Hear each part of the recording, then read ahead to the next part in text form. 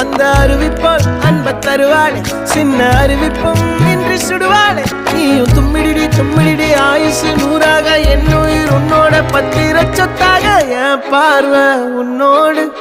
உன் பொம்மை கண்ணோடு பேசாமல் விண்ணோடு நாம் மிதந்து போவோம் காதாரா அடியாலும்